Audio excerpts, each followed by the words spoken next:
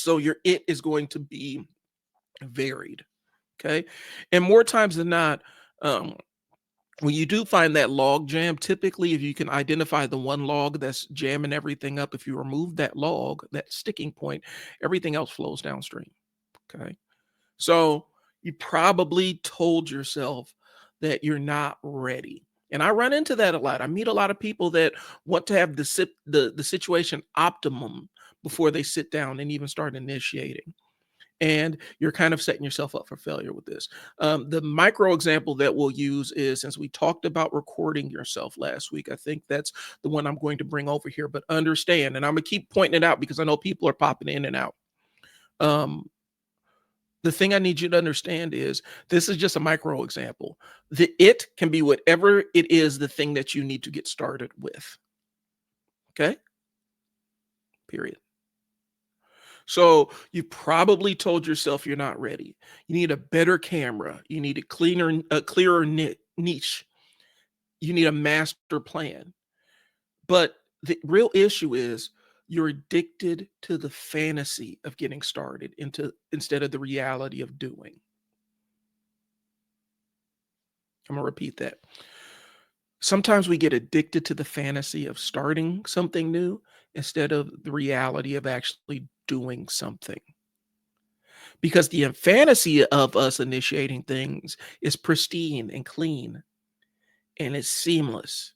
There's zero friction.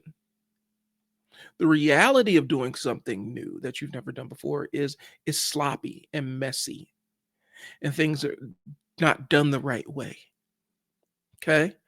And the biggest piece of that initial part is embracing the fact that this thing that you're starting may not be successful at the beginning, but you're going to work and take the lesson from it so that you can learn how to implement it successfully. Okay.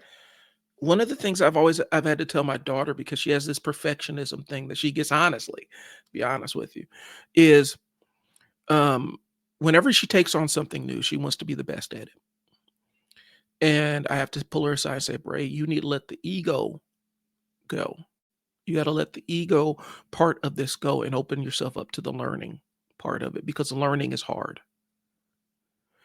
And on your way to mastery, you're going to make mistakes, and you need to embrace those mistakes because those mistakes are just opportunities for you to get better. A lot of times when we get started on that initial run or whatever we're doing, that initial thing that we're doing, um, we don't embrace the idea that, there's a chance that we can fail, and don't look forward to the lesson that that failure is going to teach us. We beat ourselves up from the beginning, and kind of set ourselves up for failure by being scared of failing.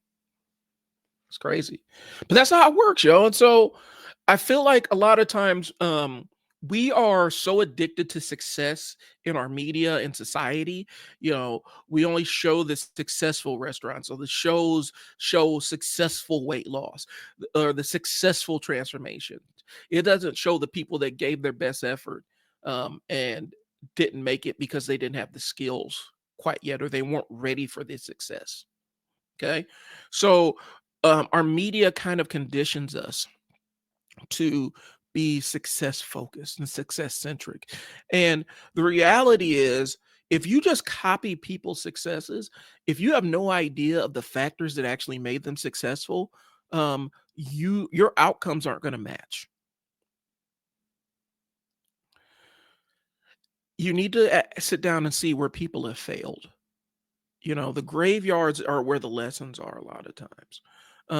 The graveyards of ideas, the graveyards of restaurants that didn't make it. That's where the valuable information is for entrepreneur in the food industry, is the caterers and restaurants that didn't make it. Not the ones that got successful, the ones that didn't make it. Because I'm here to tell you that there is an element of luck when it comes to success in business. I'm not going to bullshit you guys about that. But if you aren't prepared for the luck when it comes your way, then it's just another missed opportunity. You kind of make your own luck by being prepared. And the way you get prepared is you learn from where other people have failed, or you go out and get the failures on you first so that you can be in a position to actually learn how to be successful. Now I'm gonna overwhelm you on this one, so I'm gonna keep it moving because I can riff about this for a long time. You're addicted to that fantasy of getting started instead of the reality of getting sloppy and getting started. Okay. Um, so the quote is, and I don't want to misattribute it, so I don't know, but I've got this quote and it says, you don't need to be good, you don't need to be good to start, but you need to start to get good. And that's the reality. You gotta lean into it and get the failure on you. Okay. So here's the fix. And this is a three-part plan that I'm starting. Uh, uh, it's the beginning of a conversation. I just want to give you something that you can learn, something that you can use immediately. Okay. And this is called starting dirty.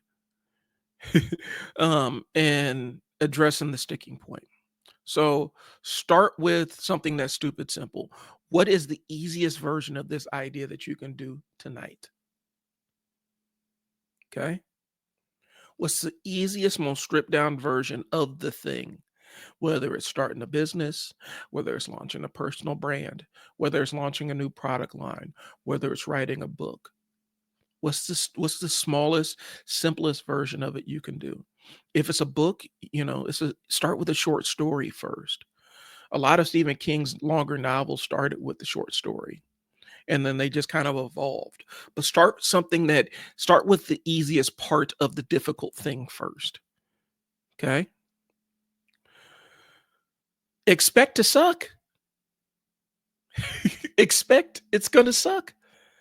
Your first version is supposed to be bad. That's how you get better. Okay?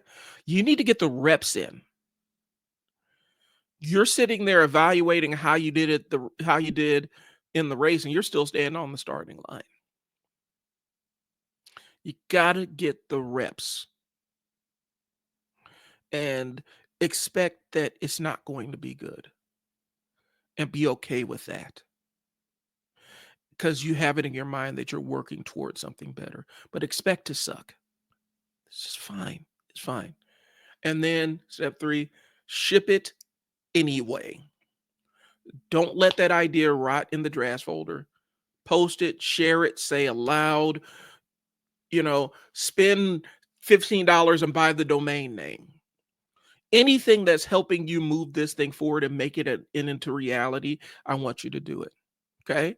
So the first step is start with stupid simple. Step 2 is expect to suck. But step 3 is you ship it anyway.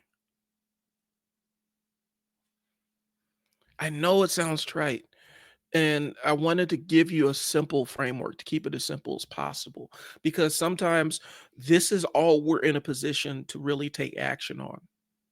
Okay. Because you have all the other stuff going on in your life. Okay. You got kids, you got jobs, you have sports teams, you have obligations, you got clubs, you got other things that you need to take care of. And so by keeping the framework to get started simple, it gives you a roadmap to get things started.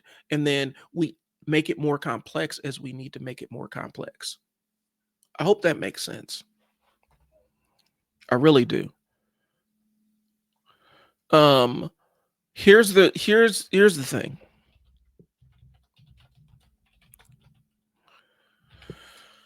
I see so many, and I'm talking about people on my friends list and people in my family and stuff that I interact with, and the brilliant minds that I know.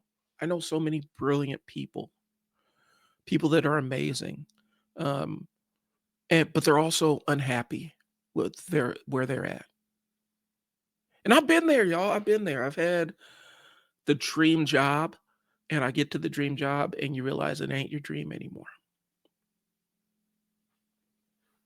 Okay, you realize that that thing ain't your dream anymore, and it's not as fulfilling as it is